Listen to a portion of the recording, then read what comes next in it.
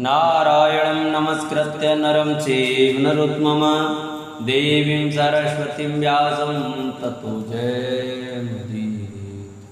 सर्वमङ्गलमाङ्गल्ये शिवे सर्वादिसाधके शरण्ये त्र्यंबके गौरी नारायणी नमस्तुते। हर हर महादेव, जय शंकर जी। प्रिय भक्तजनों, आज की कथा में आप सुने ब्रह्मा जी का रुद्रदेव से सती के साथ विवाह करने का अनुरोध, श्री विष्णु द्वारा अनुमोदन और श्री रुद्र की इसके लिए स्वीकृति। इस कथा का वर्णन सुनाएंगे। सभी भक्तजन हमारी कथा को बड़े श्रद्धा भाव और प्रसन्नचित मन से सुने। जो भी भक्त हमारे चैनल पर नए जुड़े हैं, जिन्होंने अभी तक चैनल को सब्सक्राइब नहीं किया है, वो अच्छी ऐसी ही कथाएं सुनने के लिए हमारे चैनल को सब्सक्राइब करें, वीडियो को लाइक करें और कमेंट में शंकर भगवान की जय, हर हर महादेव अवश्य लिखें। ब्रह्मा जी कहते हैं, श्री विष्णु आदि देवताओं की हुई उस स्तुति को सुनकर सबकी उत्पत्ति के हेतु भूत भगवान शंकर बड़े प्रसन्न हुए और जोर जोर से हंसने लगे। मुझ ब्रह्म और विष्णु को अपनी अपनी पत्नी के साथ आया हुआ देख महादेव जी ने हम लोगों से यथोचित वार्तालाप किया और रुद्र बोले, हमारे आगमन का कारण पूछा। रुद्र बोले, हे हरे, हे विधे तथा हे देवताओं और महर्षियों, आज निर्भय होकर यहाँ अपने आने का ठीक ठीक कारण बताओ। तुम लोग किस लिए यहाँ आए हो और कौन सा कार्य आ पड़ा है, वह सब मैं सुनना चाहता हूँ, क्योंकि तुम्हारे द्वारा की गई स्तुति से मेरा मन बहुत प्रसन्न है। मुझने महादेव जी के इस प्रकार पूछने पर भगवान विष्णु की आज्ञा से मैंने वार्तालाप प्रारंभ किया। मुझ ब्रह्मा ने कहा, देव देव महादेव, करुणा सागर प्रभु, हम दोनों इन देवताओं ऋषियों के साथ जिस उद्देश्य से यहाँ आए हैं उसे सुनिए। वृषभध्वज, विशेषतः आपके ही लिए हमारा यहाँ आगमन हुआ है, क्योंकि हम तीनों सारथी हैं, सृष्टि चक्र के संचालन रूप प्रयोजन की सिद्धि के लिए एक दूसरे के सहायक हैं। सारथी को सदा परस्पर यथा योग्य सहयोग करना चाहिए, अन्यथा यह जगत टिक नहीं सकता। महेश्वर, कुछ ऐसे असुर उत्पन्न होंगे जो मेरे हाथ से मारे जाएंगे, कुछ भगवान विष्णु के और कुछ आपके हाथों नष्ट होंगे। महाप्रभु, कुछ असुर ऐसे होंगे जो आपके वीर से उत्पन्न हुए पुत्र के हाथ से ही मारे जा सकेंगे। प्रभु, कभी कोई बिरले ही असुर ऐसे होंगे जो माया के हाथों द्वारा वध को प्राप्त होंगे। आप भगवान शंकर की कृपा से ही देवताओं को सदा उत्तम सुख प्राप्त होगा। घोर असुरों का विनाश करके आप जगत को सदा स्वास्थ्य एवं अभय प्रदान करेंगे, अथवा यह भी संभव है कि आपके हाथ से कोई भी असुर न मारा जाए, क्योंकि आप सदा योग युक्त रहते हुए राग द्वेष से रहते हैं तथा एकमात्र दया करने में ही लगे रहते हैं। इस यदि वे असुर भी आराधित हो, आपकी दया से अनुग्रहित होते रहे, तो सृष्टि और पालन का कार्य कैसे चल सकता है। अतः वृषभध्वज, आपको प्रतिदिन सृष्टि आप दी के उपयुक्त कार्य करने के लिए उद्यत रहना चाहिए। यदि सृष्टि पालन और सहार रूप कर्म न करने हो, तब तो हमने माया से जो भिन्न भिन्न शरीर धारण किए हैं, उनकी कोई उपयोगिता अथवा औचित्य ही नहीं है। वास्तव में हम तीनों एक ही हैं, कार्य के भेद से भिन्न भिन्न देह धारण करके स्थित हैं। यदि कार्य भेद न सिद्ध हो, तब तो हमारे रूप भेद का कोई प्रयोजन ही नहीं है। देव एक ही परमात्मा महेश्वर तीन स्वरूपों में अभिव्यक्त हुए हैं। इस रूप भेद में उनकी अपनी माया ही कारण है। वास्तव में प्रभु स्वतंत्र हैं, वे लीला के उद्देश्य से ही ये सृष्टि आदि का कार्य करते हैं। भगवान श्री हरि उनके बाएं अंग से प्रकट हुए हैं, मैं ब्रह्मा उनके दाएं अंग से प्रकट हुआ हूँ और आप रुद्रदेव उन सदाशिव के हृदय से आविर्भूत हुए हैं, अतः आप ही शिव के पूर्ण रूप हैं। प्रभु, इस प्रकार अभिन्न रूप होते हुए भी हम 3 रूपों में प्रकट हैं। सनातन देव, हम तीनों उन्हीं भगवान सदाशिव और शिवा के पुत्र हैं। इस यथार्थ तत्व का आप हृदय से अनुभव कीजिए। प्रभु, मैं और श्री विष्णु आपके आदेश से प्रसन्नता पूर्वक लोक की सृष्टि और पालन के कार्य कर रहे हैं तथा कार्य कारणवश सपत्नीक भी हो गए हैं। अतः आप भी विश्व हित के लिए तथा देवताओं को सुख पहुंचाने के लिए एक परम सुंदरी रमणी को अपनी पत्नी बनाने के लिए ग्रहण करें।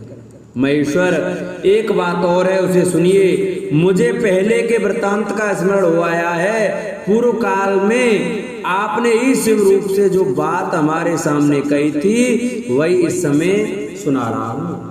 आपने कहा था, ब्रह्मन, मेरा ऐसा ही उत्तम रूप तुम्हारे अंग विशेष ललाट से प्रकट होगा जिसकी लोक में रुद्र नाम से प्रसिद्धि होगी। तुम ब्रह्मा सृष्टिकर्ता हो गए, श्री हरि जगत का पालन करने वाले हुए और मैं सगुण रुद्र रूप होकर संहार करने वाला हूँ। एक स्त्री के साथ विवाह करके लोक के उत्तम कार्य की सिद्धि करूंगा।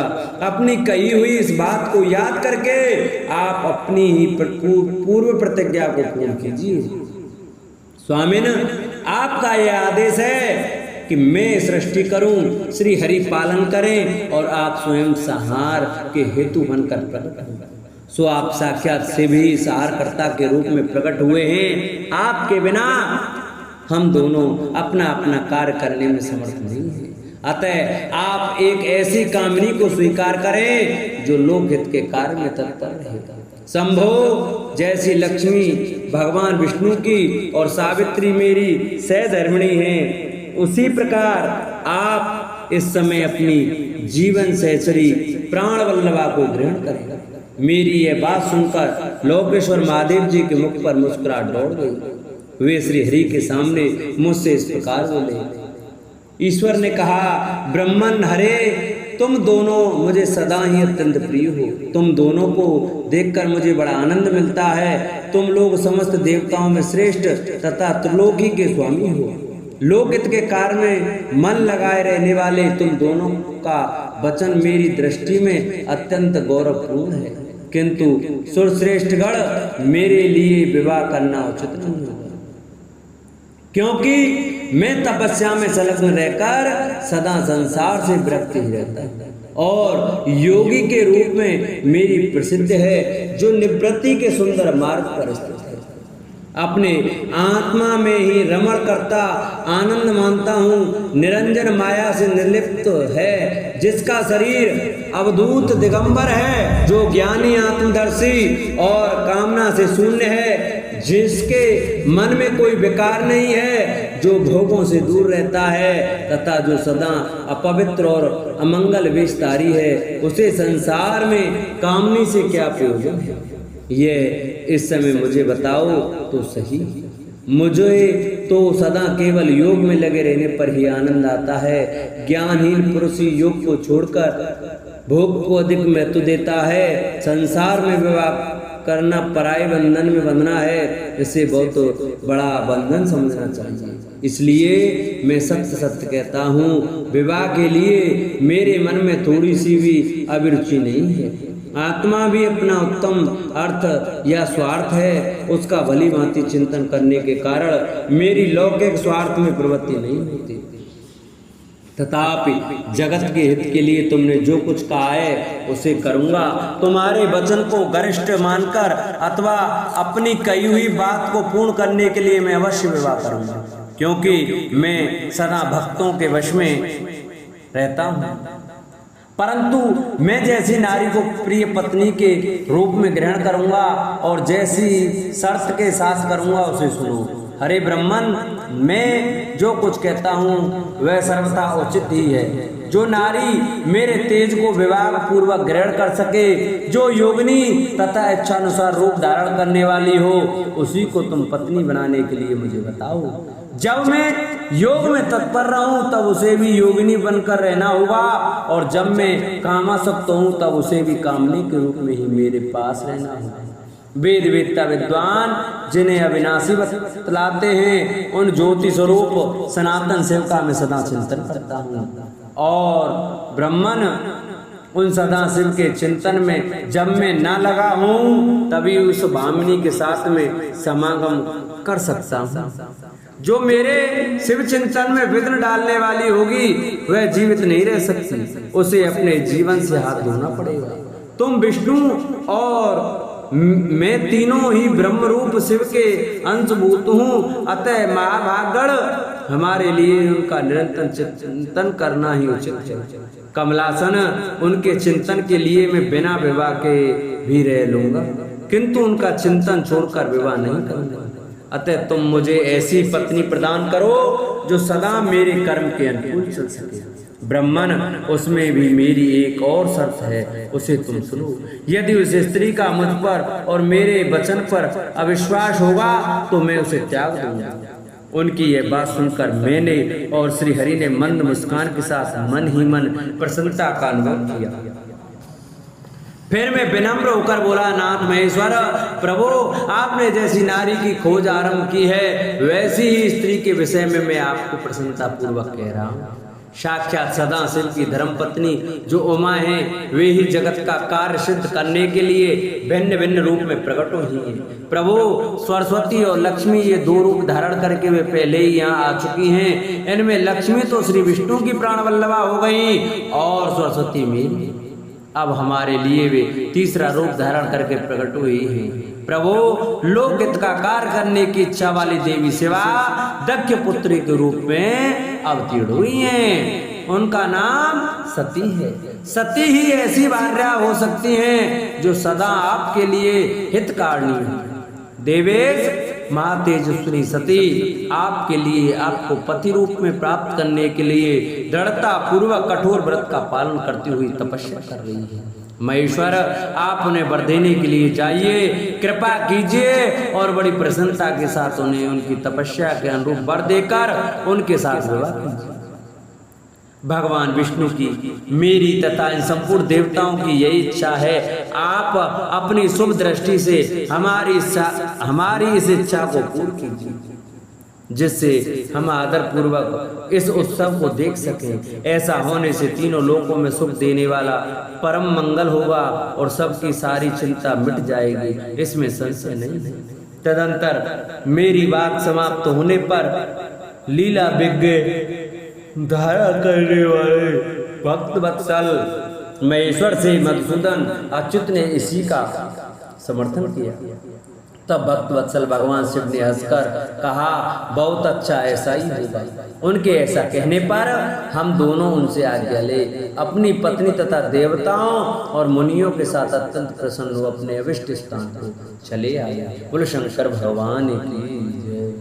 सती को शिव से वर की प्राप्ति तथा भगवान शिव का ब्रह्मा जी को दक्ष के पास भेजकर सती का वरण करना।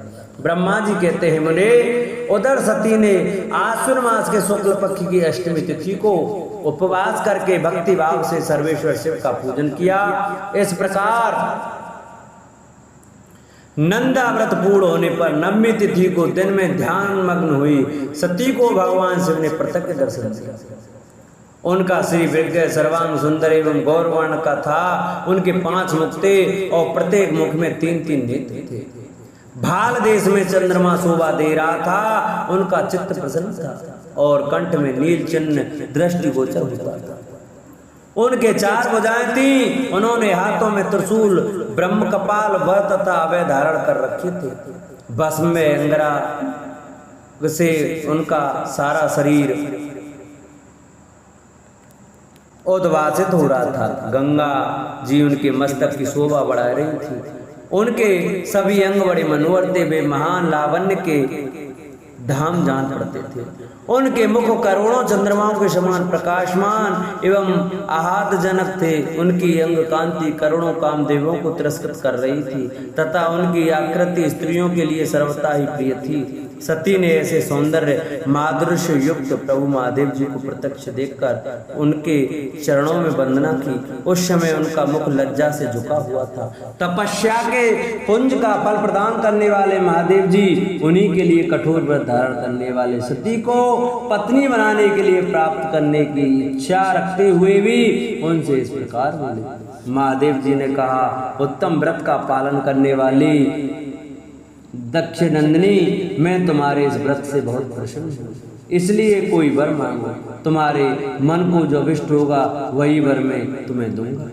ब्रह्मा जी कहते हैं, मुने जगदीश्वर महादेव जी यद्यपि सती के मनोभाव को जानते थे तो भी उनकी बात सुनने के लिए बोले कोई वर मांगो, परंतु सती लज्जा के अधीन हो गई थी, इसलिए उनके हृदय में जो बात थी उसे वे स्पष्ट शब्द में कह न सकी। उनका जो अभिष्ट मनोरथ था वह लज्जा से आच्छादित हो गया। प्राण वल्लभा शिव का प्रिय वचन सुनकर सती अत्यंत प्रेम में मग्न हो गई। इस बात को जानकर भक्त वत्सल भगवान शंकर बड़े प्रसन्न हुए और शीघ्रता पूर्वक बारंबार कहने लगे, वर मांगो, वर मांगो, सत्वसों के आश्रय भूत अंतर्यामी शंभु सती की भक्ति के वशीभूत हो गए।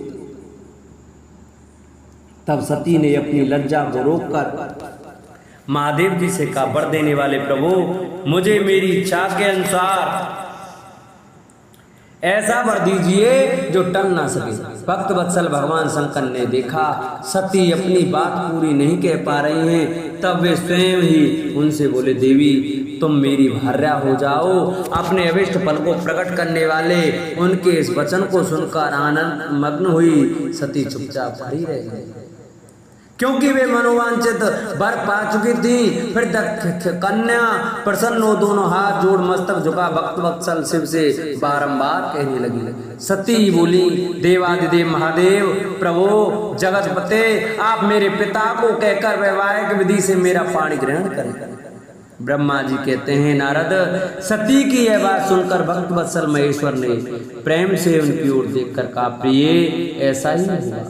तब दक्ष कन्या सती भी भगवान शिव को प्रणाम करके भक्ति पूर्वक विदा मांग जाने की आज्ञा प्राप्त करके मोह और आनंद से युक्त हो माता के पास लौट। इधर भगवान शिव भी हिमालय पर अपने आश्रम में प्रवेश करके दक्ष कन्या सती के वियोग से कुछ कष्ट का अनुभव करते हुए उन्हीं का चिंतन करने लगे। देवर से फिर मन को एकाग्र करके लौकिक गति का आश्रय ले भगवान शंकर ने मन ही मन मेरा स्मरण किया। त्रिशूलधारी महेश्वर के स्मरण करने पर उनकी सिद्धि से प्रेरित हो मैं तुरंत ही उनके सामने खड़ा हुआ। तात हिमालय के शिखर पर जहाँ सती के वियोग का अनुभव करने वाले महादेव जी विद्यमान थे, वहीं मैं सरस्वती के साथ उपस्थित हो गया। देवर से सरस्वती सहित मुझे आया देख सती के प्रेम पास में बंधे हुए से उत्सुकता पूर्वक बोले। शंभु ने कहा, ब्राह्मण, मैं जब से विवाह के कार्य में स्वार्थ बुद्धि कर बैठा हूँ, तब से अब मुझे इस स्वार्थ में ही स्वतत्व सा प्रतीत होता है। दक्ष कन्या सती ने बड़ी भक्ति से मेरी आराधना की है, उसके नंदा व्रत के प्रभाव से मैंने उसे अविष्ट वर देने की घोषणा की। ब्राह्मण, तब उसने मुझसे यह वर मांगा कि आप मेरे पति हो जाइए। यह सुनकर सर्वथा संतुष्ट हो मैंने भी कह दिया कि तुम मेरी पत्नी हो जाओ। तब दक्षायणी सती मुझसे बोली, जगतपते, आप मेरे पिता को सूचित करके वैवाहिक विधि से ग्रहण करें। ब्राह्मण, उसकी भक्ति से संतुष्ट होने के कारण मैंने उसका वह अनुरोध भी स्वीकार कर लिया। वेदात तब सती अपने माता के घर चली गई और मैं यहाँ चला आया। इसलिए अब तुम मेरी आज्ञा से दक्ष के घर जाओ और ऐसा यत्न करो जिससे प्रजापति दक्ष शीघ्र ही मुझे अपनी कन्या का दान कर दो। उनके इस प्रकार आज्ञा देने पर मैं कृतकृत्य और प्रसन्न हुआ तथा उन भक्त वत्सल विश्वनाथ से इस प्रकार बोला, मुझ ब्रह्मा ने कहा, भगवान शंभो, आपने जो कुछ कहा है उस पर भली भांति विचार करके हम लोगों ने पहले ही उसे सुनिश्चित कर दिया। वृषभ ध्वज, इसमें मुख्यतः देवताओं का और मेरा भी स्वार्थ है। दक्ष स्वयं ही आपको अपनी पुत्री प्रदान करेंगे, किंतु आपकी आज्ञा से मैं भी उनके सामने आपका संदेश कह दूंगा। सर्वेश्वर महाप्रभु महादेव जी से ऐसा कहकर मैं अत्यंत वेगशाली रथ के द्वारा दक्ष के घर जा पहुंचा। नारद ने पूछा, वक्ताओं में श्रेष्ठ महाभाग विधात, बताइए जब सती घर पर लौट कर आई तब दक्ष ने उनके लिए क्या किया? ब्रह्मा जी ने कहा, तपस्या करके मनोवांछित वर पाकर सती जब घर को लौट गई तो वहां उन्होंने माता पिता को प्रणाम कर किया। सती ने अपनी सखी के द्वारा माता पिता को तपस्या संबंधी सब समाचार कहलवाया। सखी ने यह भी सूचित किया कि सती तो को महेश्वर से वर की प्राप्ति हुई है। वे सती की भक्ति से बहुत संतुष्ट हुए हैं। सखी के मुंह से सारा वृतांत सुनकर माता पिता को बड़ा आनंद प्राप्त हुआ और उन्होंने महान उत्सव किया। उदार चेता दक्ष और महामनीश्वरी वीरणी ने ब्राह्मणों को उनकी इच्छा के अनुसार द्रव्य दिया तथा अन्य अंधों और दीनों को भी धन बांटा। प्रसन्नता बढ़ाने वाली अपनी पुत्री को हृदय से लगाकर माता वीरणी ने उसका मस्तक सूंघा और आनंद मग्न होकर उसकी बारंबार प्रशंसा की।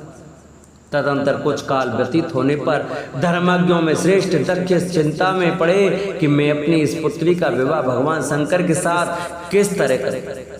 महादेव जी प्रसन्न होकर आए थे, पर वे तो चले गए। अब मेरी पुत्री के लिए वे फिर कैसे यहाँ आएंगे? यदि किसी को शीघ्र ही भगवान शिव के निकट भेजा जाए तो यह भी उचित नहीं जान पड़ता, क्योंकि यदि वे इस तरह अनुरोध करने पर भी मेरी पुत्री को ग्रहण न करें तो मेरी याचना निष्फल हो जाएगी। इस प्रकार की चिंता में पड़े हुए प्रजापति दक्ष के सामने मैं सरस्वती के साथ सहसा उपस्थित हुआ। मुझ पिता को आया देख दक्ष प्रणाम करके विनीत भाव से खड़े हो गए। उन्होंने मुझ स्वयंभू को यथा योग्य आसन दिया। तदंतर दक्ष ने जब मेरे आने का कारण पूछा तब मैंने सब बातें बताकर उनसे कहा, प्रजापति भगवान शंकर ने तुम्हारी पुत्री को प्राप्त करने के लिए निश्चय ही मुझे तुम्हारे पास भेजा है। इस विषय में जो श्रेष्ठ कृत्य हो उसका निश्चय करो। जैसे सती ने नाना प्रकार के भावों से तथा सात्विक व्रत के द्वारा भगवान शिव की आराधना की है, उसी तरह वे भी सती की आराधना करते हैं। इसलिए दक्ष भगवान शिव के लिए ही संकल्पित एवं प्रकट हुई अपनी इस पुत्री को तो अविलंब उनकी सेवा में सौंप दो, इससे तुम कृतकृत्य हो जाओगे। मैं नारद के साथ जाकर उन्हें तुम्हारे घर ले आऊंगा, फिर तुम उन्हीं के लिए उत्पन्न हुई अपनी ये पुत्री उनके हाथ में दे दो। ब्रह्मा जी कहते हैं, नारद मेरी यह बात सुनकर मेरे पुत्र दक्ष को बड़ा हर्ष हुआ। वे अत्यंत प्रसन्न होकर बोले, पिताजी ऐसा ही होगा मुनि। तब मैं अत्यंत हर्षित हो वहां से उस स्थान को लौटा जहाँ लोक कल्याण में तत्पर रहने वाले भगवान शिव बड़ी उत्सुकता से मेरी प्रतिज्ञा कर रहे थे। नारद मेरे लौट आने पर स्त्री और पुत्री सहित प्रजापति दक्ष भी पूर्ण काम हो गए। वे इतने संतुष्ट हुए मानो अमृत पीकर अगा गए हो। बोलो शंकर भगवान की जय। प्रिय भक्तजनों, आज की कथा का हम ये विश्राम करते हैं। कल की कथा में हम आपको सुनाएंगे ब्रह्मा जी से दक्ष की अनुमति पाकर देवताओं और मुनियों सहित भगवान शिव का दक्ष के घर जाना, दक्ष द्वारा सबका सत्कार तथा सती और शिव का विवाह। कल हम इस कथा का वर्णन सुनाएंगे, तो सभी भक्तजन हमारी कथा को प्रतिदिन बड़ी श्रद्धा भाव और प्रसन्नचित मन से सुने। जिन्होंने अभी तक हमारे चैनल को सब्सक्राइब नहीं किया है वो हमारे चैनल को सब्सक्राइब जरूर करें, वीडियो को लाइक करें और कमेंट में ओम नमः शिवाय अवश्य लिखें।